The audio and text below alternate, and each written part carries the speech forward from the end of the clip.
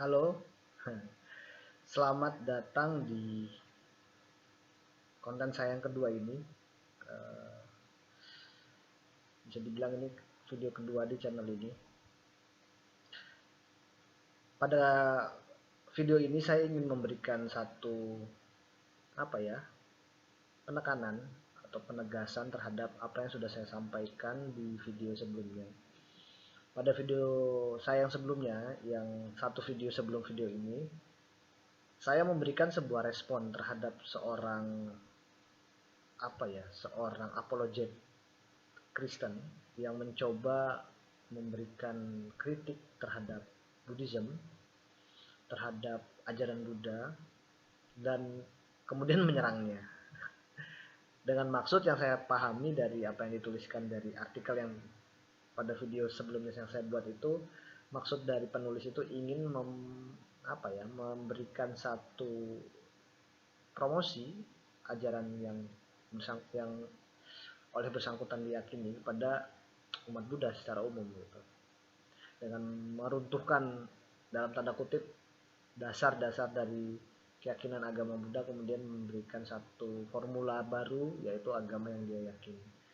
Tapi meskipun begitu, di video sebelumnya itu sudah saya berikan penegasan, sudah saya berikan sanggahan, dan juga sudah saya falsifikasi semua argumen-argumen yang sebenarnya dibangun dengan tidak cukup kokoh dan banyak konsep yang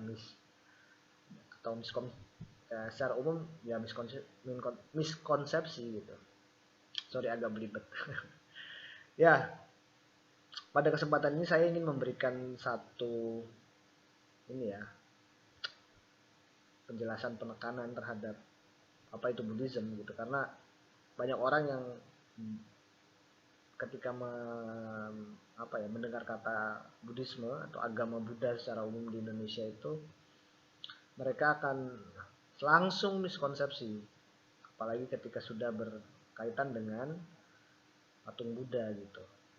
Patung Buddha sering disalahartikan sebagai objek sesembahan, padahal kami umat Buddha itu tidak pernah menyembah apapun. Bahkan patung Buddha itu tidak disembah. Patung Buddha itu adalah simbol untuk kami memberikan penghormatan kepada guru, kepada Maha Guru, kepada Sang Buddha sebagai guru kami gitu. Jadi ya itu tidak menyembah tapi memberikan penghormatan. Karena beliau sudah tidak ada, maka kami menggunakan patung sebagai simbol untuk memberikan penghormatan yang sedalam-dalamnya atas ajaran yang telah beliau ajarkan kepada bukan hanya manusia, ke semua makhluk yang ada di frame time sekarang itu, dalam frame waktu sekarang. Karena Buddha ini punya kemunculan Buddha ini memiliki frame waktu yang khusus gitu. Jadi misalnya sekarang dalam konsep Buddhis, ya masa ini adalah masa kemunculan dari Buddha Gautama, karena ajarannya masih eksis sampai saat ini meskipun beliau sudah tidak hidup gitu, karena sudah parinibbana atau parinirwana, telah mangkat dan sudah tidak akan lahir dimanapun gitu. Itu secara kosmologi Buddhis ya. Tapi saya tidak akan bicara kepada hal-hal yang terlalu kosmologis terhadap sesuatu yang terlalu doktriner teologis, karena saya sendiri menjadi Buddhis itu bukan karena tersirap oleh keajaiban-keajaiban tentang agama yang biasanya ada pada agama-agama yang lain. Corak-corak keajaiban, mukjizat itu saya tidak begitu tertarik, karena itu tidak memberikan jawaban atas masalah yang saya hadapi gitu. Saya harus menghadapi hidup ini secara frontal, maksudnya saya face to face dengan segala masalah yang saya hadapi gitu. Makanya di dalam video ini saya ingin menyampaikan ajaran dasar Buddhism, mengapa Buddhisme itu worth it untuk dipraktekkan. Bukan dipraktekkan sebagai agama ya, tapi sebagai jalan hidup, sebagai praktek hidup, sebagai filosofi, sebagai filsafat praktis. Karena kalau orang-orang yang mau belajar dengan teliti Buddhisme ini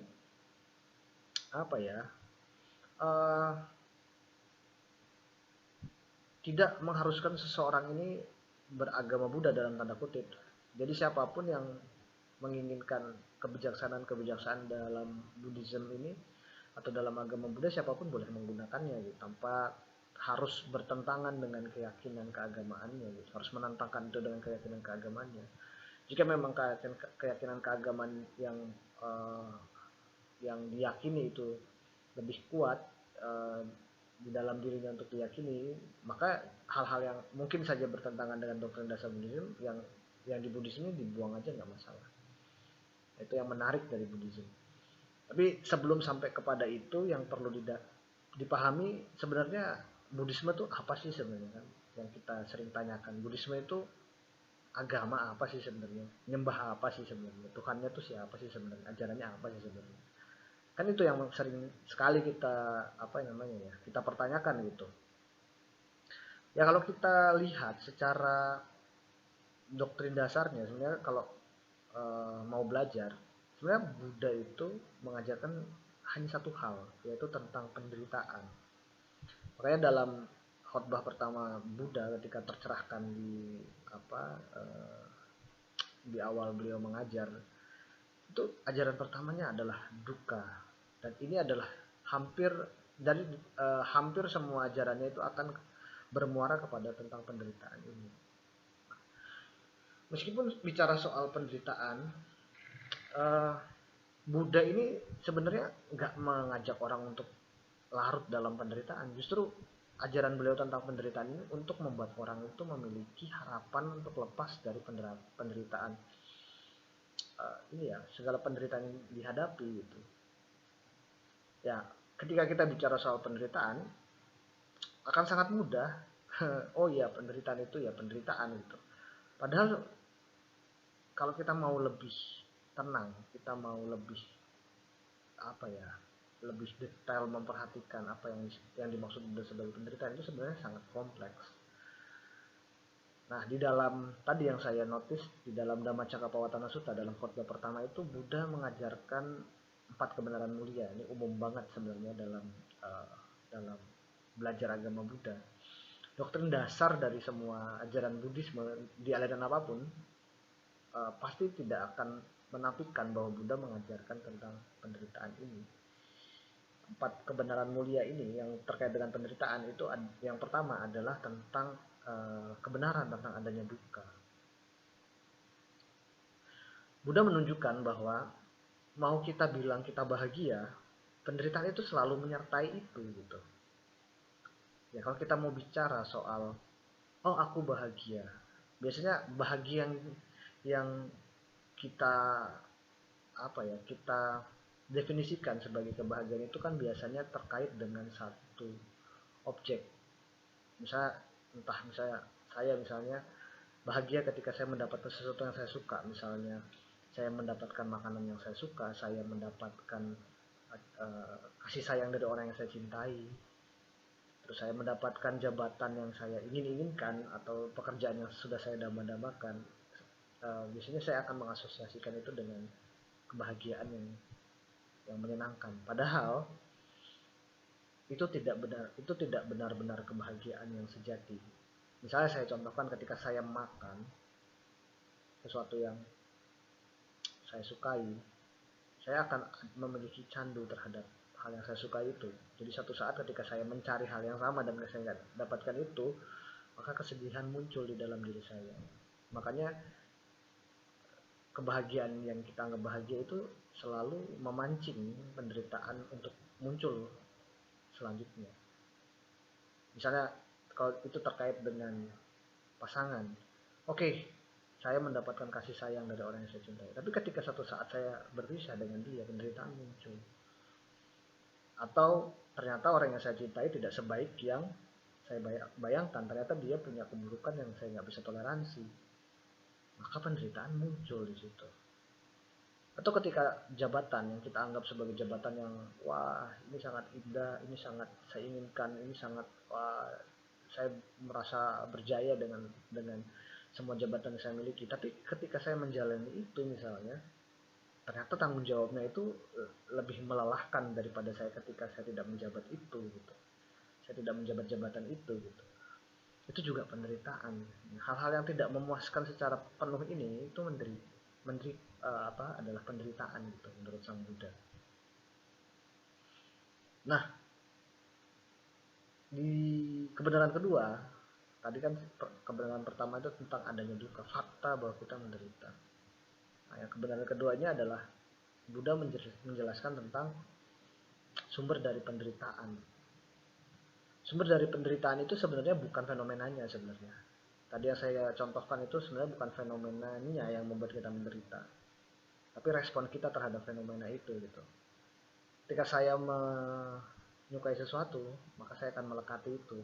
Dan makanya beberapa sarjana Buddhis dalam artian yang mempelajari agama Buddha atau Buddhisme itu kadang menyatakan bahwa penderitaan yang dimaksud oleh Buddhisme adalah penderitaan yang disebabkan oleh kemelekatan. Benar, ada benernya. Karena segala hal yang dijelaskan, saya tidak akan terlalu detail pakai bahasa Pali atau bahasa Sanskerta. Saya hanya memberikan contoh beberapa saja yang Buddha sebutkan, misalnya berpisah dengan yang dicintai, misalnya, atau bertemu dengan yang tidak disukai. Itu semuanya fenomena mental, kemelekatan secara mental. Kemudian nafsu indria. Kita memiliki nafsu terhadap sesuatu melalui indera kita itu juga kan terkondisi oleh kondisi mental kita secara internal gitu. Ketika kita mengikuti itu, menganggap itu sebagai satu kesenangan, meresponnya sebagai satu kesenangan, maka itu akan jadi penderitaan, itu akan berubah jadi penderitaan. Kemudian perubahan, ketidakterimaan kita terhadap perubahan yang terjadi. Misalnya saya tadinya ganteng saat masih muda, kemudian bertambah usia saya tambah jelek, tambah gak enak dipandang, tambah buruk rupa, dan ya itu saya nggak terima, maka itu akan jadi penderitaan bagi saya. Nah, ketidakterimaan terhadap perubahan ini adalah salah satu juga menjadi sumber penderitaan. Kemudian penderitaan yang lain itu misalnya ketika kita mengalami sakit, kita mengalami musibah, kita sakit parah. Pengalaman terhadap penyakit yang nggak kita inginkan ini juga penderitaan. Ini berhubungan dengan fisik. Bahkan memiliki fisik, kemudian mengalami kondisi dalam agama Buddha ini lebih dalam lagi, itu juga penderitaan. Dan itu semuanya kalau kita kita ambil sarinya adalah pada dasarnya adalah kondisi mental atau respon mental kita terhadap segala fenomena yang terjadi, makanya penderitaan muncul. Ya, kata yang paling sederhana adalah karena nafsu sebenarnya.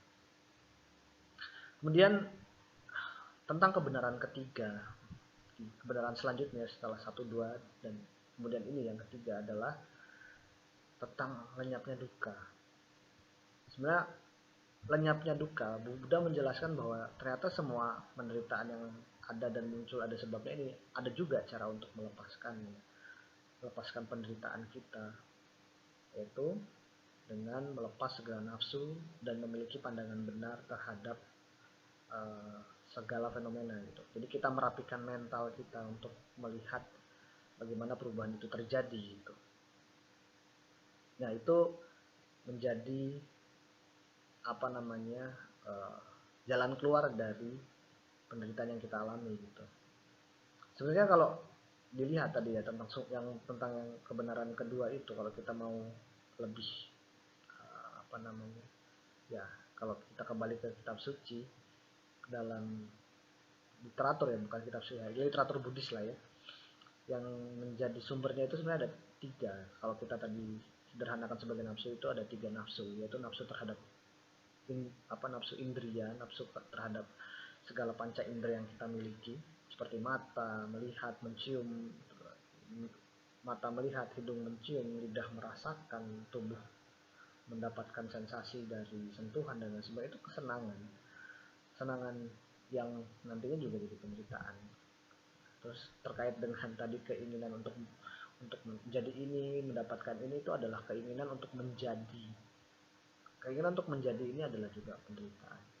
Kemudian adalah keinginan untuk tidak menjadi ketika mengalami penuaan, kita menjadi jelek. Itu adalah keinginan untuk tidak menjadi. Itu juga menjadi sumber dari penderitaan. Nah, untuk lepas dari itu makanya yang ketiga tadi, melepaskan segala nafsu yang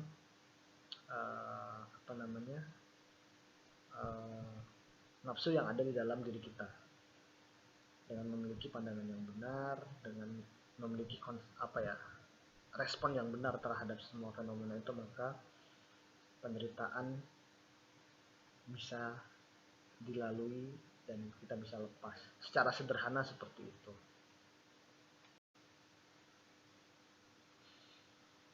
Oke, setelah ketiga tadi tentang akhir atau cara melenyapkan duka, maka ada kebenaran selanjutnya, yaitu kebenaran keempat, yaitu tentang cara melenyapkan duka.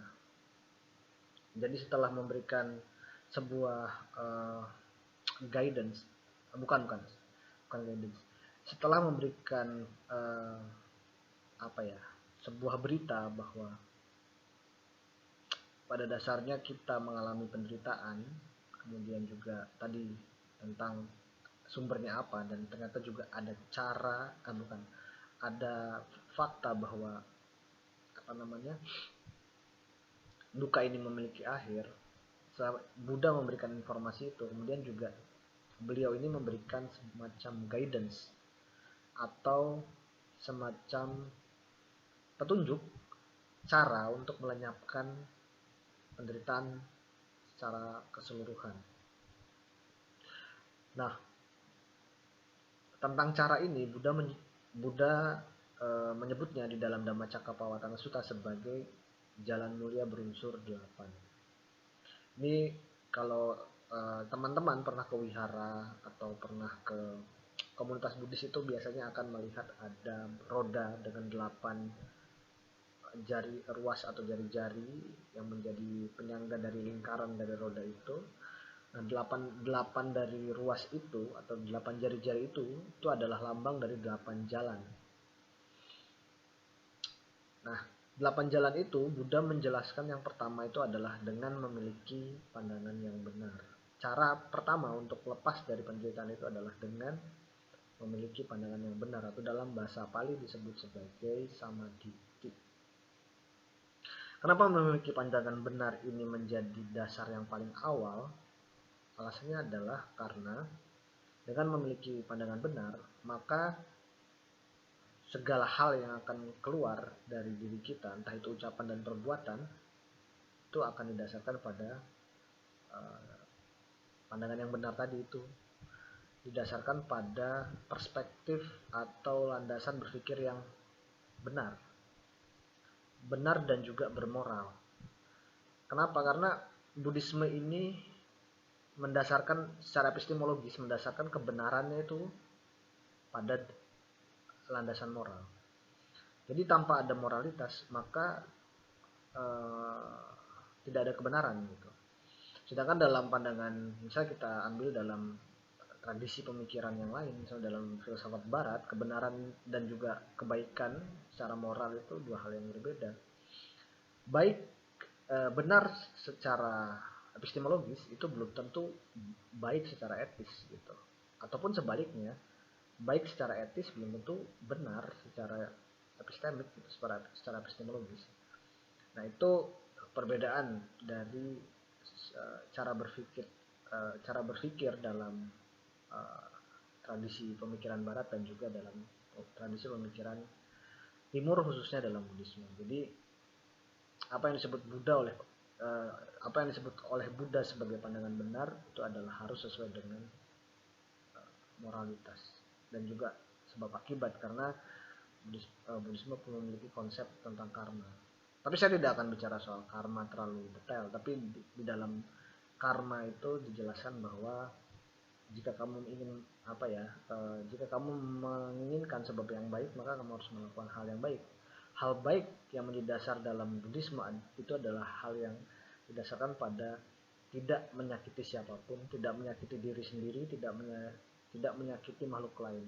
Selama itu didasarkan pada dua hal itu, maka satu tindakan, satu pikiran, dan satu ucapan tertentu yang didasarkan pada prinsip itu, maka itu dinyatakan sebagai ucapan yang benar, sebagai pikiran atau pandangan yang benar. Ya, itu adalah satu pandangan benar ketika didasarkan pada prinsip-prinsip yang tadi saya sebutkan. Kemudian yang kedua adalah tentang berpikir atau pikiran yang benar. Jadi setelah memiliki pandangan yang benar, Buddha menyarankan kita untuk berpikir yang benar atau memiliki pikiran yang benar.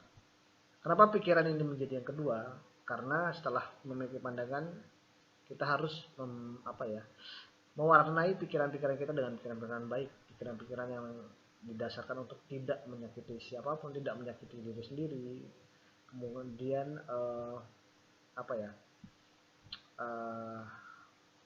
kesadaran ini, pikiran ini kan pada dasarnya adalah aspek yang paling sering kita gunakan ketika dalam kehidupan sehari-hari. Ketika pikiran ini kita secara mental kita warnai dengan hal-hal yang tidak baik, maka luarannya, tindakannya, dan juga ucapannya itu pasti juga akan buruk. Oleh sebab itu, setelah memiliki pandangan yang benar, yang harus dilakukan adalah memiliki pikiran yang benar. Karena pandangan yang benar ketika tidak dikondisikan dengan pikiran yang benar, maka dia tidak akan kokoh, dia akan bergeser gitu. Prinsipnya sama, yaitu didasarkan pada karma dan juga prinsip untuk tidak menyakiti diri sendiri dan menyakiti orang lain atau makhluk lain.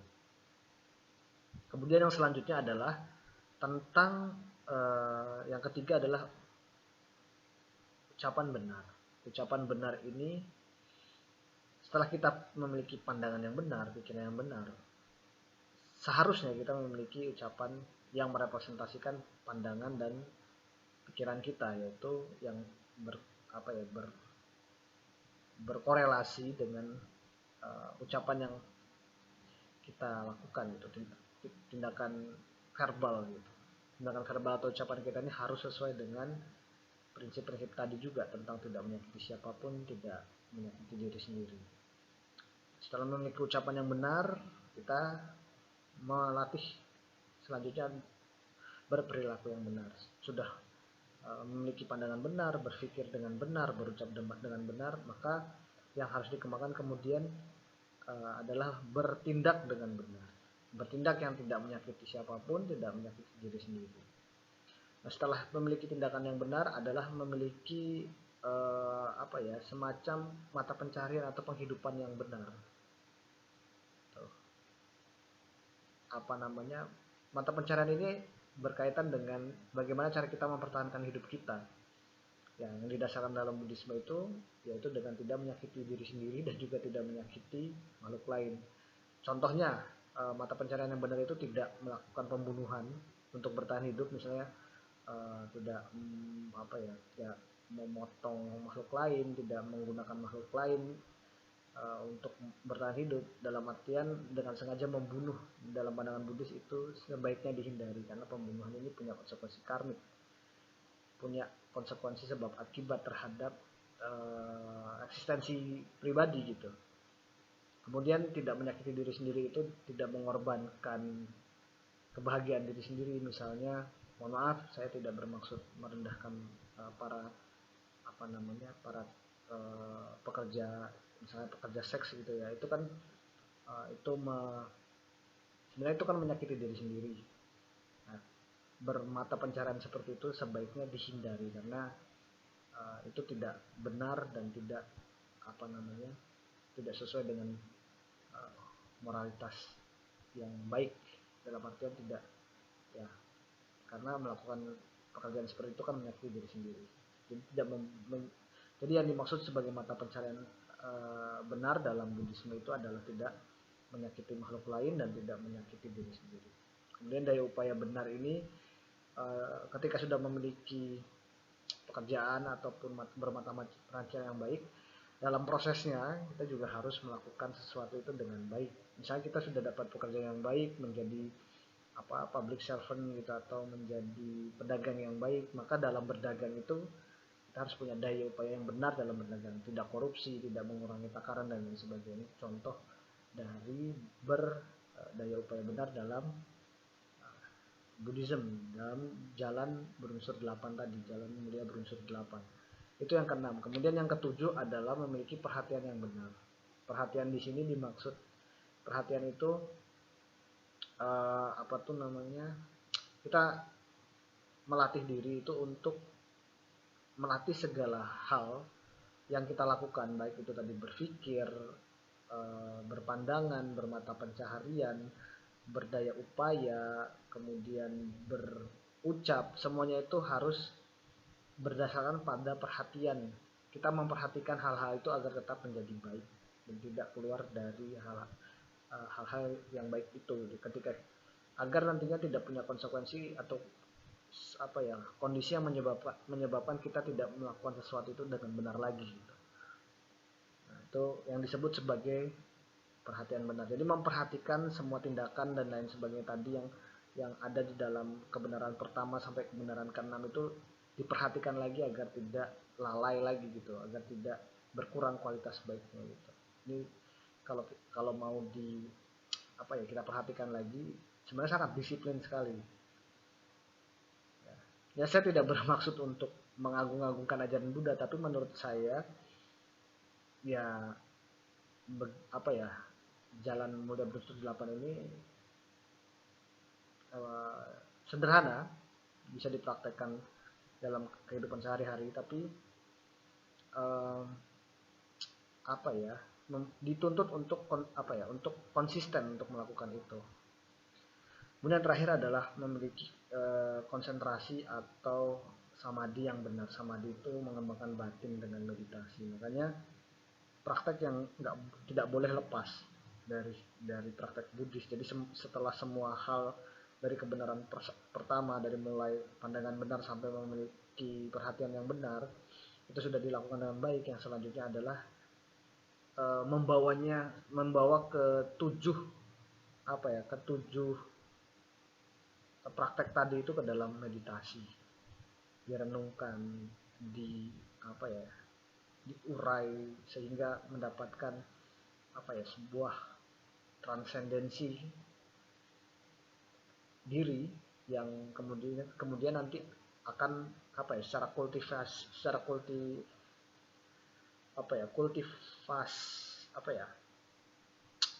kultivasionis ya, mungkin kayak gitu ya.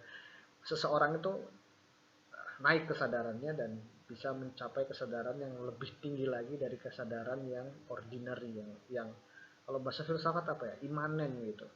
Jadi dari yang imanen dari kesadaran yang imanen, yang duniawi, ke kesadaran yang transenden, yang mengatasi itu semua, dan akhirnya seorang itu bisa lepas dari hal-hal yang membuat dirinya itu menderita gitu. Semua nafsu dan lain sebagainya itu lenyap ketika semua itu sudah dilakukan dengan baik, berpandangan yang baik, kemudian melepaskan semua hal-hal yang sudah dilakukan ini, dilepaskan, tidak dilekati, even itu sebuah kebaikan. Jadi sesuatu yang ketika sudah melakukan semuanya dengan baik, tidak menyakiti semuanya, tidak menyakiti diri sendiri, akhirnya mencapai yang disebut sebagai kekosongan atau sunyata kalau dalam bahasa Sanskerta, atau dalam terminologi yang Theravada, bahasa Pali itu sampai kepada anatta. Ketika realisasi terhadap anatta itu telah dicapai, maka seorang akan terbebas dan punya kualitas untuk kemungkinan untuk masuk ke dalam nibbana. Tapi nibbana ini bukan diartikan sebagai tempat ya, tapi sebagai kualitas batin. Kualitas batin yang tanpa kualitas gitu. Jadi saking apa ya, saking tidak bisa dikata-katakan dalam kata-kata, nibbana itu apa ya, sangat tinggi dan dia tidak bisa didefinisikan karena dia lepas dari semua kondisi yang membuat seorang itu bertumbuh lahir dan juga mengalami penderitaan tadi ya, seperti yang menjadi tema utama yang tadi saya jelaskan gitu. Nah, jadi secara dasar ya, saya kembali lagi. Jadi secara dasar ajaran inti Buddhisme itu tidak bicara soal Tuhan gitu. Jadi ketika dituduh menyembah sesuatu yang apa ya, dianggap sebagai penyembah berhala, makhluk halus dan lain sebagainya. Ya tidak benar karena ajaran dasarnya itu hanya bicara soal duka gitu. Buddha pernah juga ditanya suatu saat itu oleh oleh seseorang tentang keberadaan Tuhan. Apakah Tuhan itu ada? Ya. Kemudian ada orang lain yang bertanya apakah Tuhan itu tidak ada. Buddha memberikan dua jawaban yang berbeda gitu. Kepada orang yang percaya kepada keberadaan Tuhan, Buddha bilang Tuhan tidak ada gitu. Ketika bertemu dengan orang yang tidak percaya Tuhan, Buddha bilang Tuhan ada gitu. Nah, pertanyaan saya, apakah Buddha berbohong ketika ditanya oleh dua orang berbeda dengan pertanyaan sama, kemudian jawabannya berbeda? Apakah itu berbohong? Ya saya kira tidak. Karena realitas tertinggi itu mengatasi ada dan tiada. Jadi dia bisa dikatakan ada, tapi di sisi lainnya juga tidak ada. Gitu. Itulah Nibbana, itulah Tuhan dalam tanda kutip ya. Karena ya kalau kita sebut Tuhan sebagai sosok, maka itu akan menyalahi doktrin dasar Buddhisme tentang kemenjadian. Itu nafsu, itu yang harus dilepas. Kalau saya bilang itu Tuhan adalah Nibbana, maka akan sesat lagi. Saya akan menyesatkan orang banyak gitu. Akan menyesatkan umat Buddhanya sendiri, akan menyesatkan orang yang sedang belajar agama Buddha. Tapi dalam tanda kutip bisa diartikan sebagai Nibbana, sebagai yang transenden tertinggi ini sebagai Tuhan dalam tanda kutip ya, bukan Tuhan yang sebenarnya. Makanya jika dalam Buddhisme Nusantara, dalam agama Buddha di Indonesia menyebut Tuhan itu Sang Hyang Adi Buddha sebagai yang non kualitas, maka ya tidak menyalahi ajaran Buddha. Tapi kalau Sang Hyang Adi Buddha ini dipandang sebagai sosok yang maha mengatur seperti dalam agama yang lain, maka ya Buddhisme di Indonesia terdegradasi karena salah paham terhadap konsep Tuhan. Tapi saya tidak menafikan masih banyak sekali orang Buddha di Indonesia yang masih berdoa kepada Tuhan. Nggak salah sih sebenarnya. Tapi dalam doktrin Buddhisme itu agak kurang tepat. Karena berdoa kepada Tuhan, Tuhan yang mana gitu. Sosok yang mana. Tapi kalau ada yang berdoa kepada dewa, saya malah lebih masuk akal daripada berdoa kepada Tuhan. Kalau konteksnya Buddhis ya, karena dalam Buddhisme juga ada dewa-dewa, tapi dewa ini tidak kekal, dia juga terkondisi dan dia punya batas hidup. Ada rentan waktu para dewa ini untuk hidup, kemudian nanti berdaur hidup juga seperti manusia, mengalami kematian, kemudian lahir lagi di tempat yang lain. Karena ada konsep punarbawa atau kelahiran kembali. Itu yang saya bisa sampaikan ya. Sedikit tentang Buddhisme itu apa dan doktrin dasarnya itu apa. Jadi ya kalau disebut sebagai agama yang punya konsep Tuhan yang teistik itu salah besar. Karena pada dasarnya Buddhisme itu adalah salah satu tradisi spiritual yang non teistik gitu. Bukan Tuhan yang mau dicari. Bukan surga juga yang dicari. Karena dalam Buddhisme Tuhan itu tidak dicari, tapi kebebasan yang dicari, kebebasan dari penderitaan. Dan bukan surga juga yang dicari ketika sudah terbebaskan, tapi nirwana. Kalau mungkin di agama yang lain bicara bahwa ketika kita sudah mendapatkan ridho dari Tuhan, kita kemudian akan masuk surga, akan kekal di sana. Bagi Buddhisme itu penderitaan, hidup kekal di dalam satu ruang di mana di situ terdapat banyak sekali kenikmatan. Ada dua potensi yang akan terjadi kepada makhluk yang tinggal di tempat yang seperti itu. Pertama, dia akan melekati secara penuh segala kenikmatan yang ada di dalam surga itu. Kemudian ketika segala hal itu kemudian misalnya semena-mena diambil oleh Tuhan, segala kenikmatan itu, dia menderita, dia nggak dapat apa-apa, dia sedih karena apa yang dia cintai terpisah darinya. Atau kita asumsikan ternyata Tuhan surga yang kekal itu ternyata ada batasnya, ternyata meskipun terasa seperti kekal, ternyata dia di ujungnya ada batas keberadaan gitu di surganya. Itu juga akan seram gitu, dari kita hidup dengan segala kebahagiaan tiba-tiba direbut karena waktu hidup kita sudah habis. Itu juga menderita sekali gitu.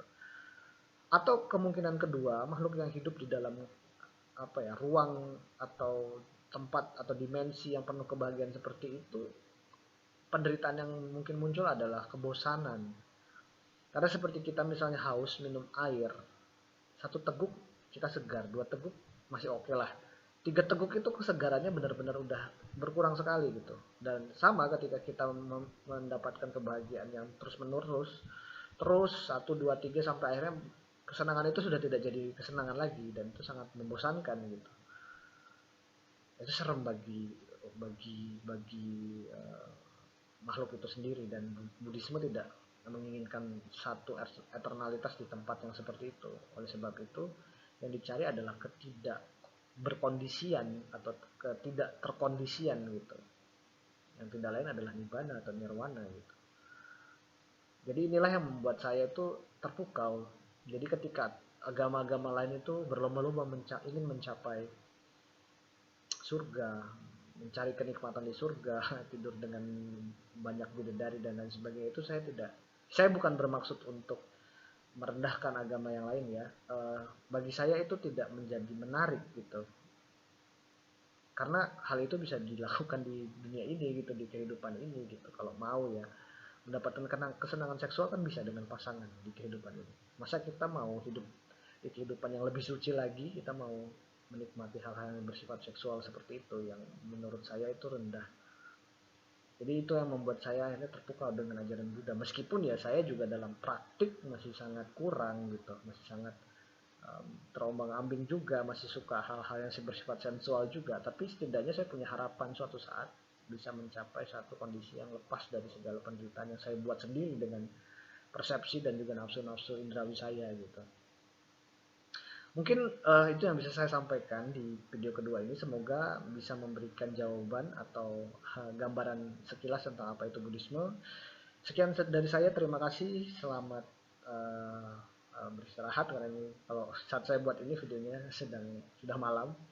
Dan sampai jumpa di video selanjutnya. Baik, terima kasih. Saya permisi.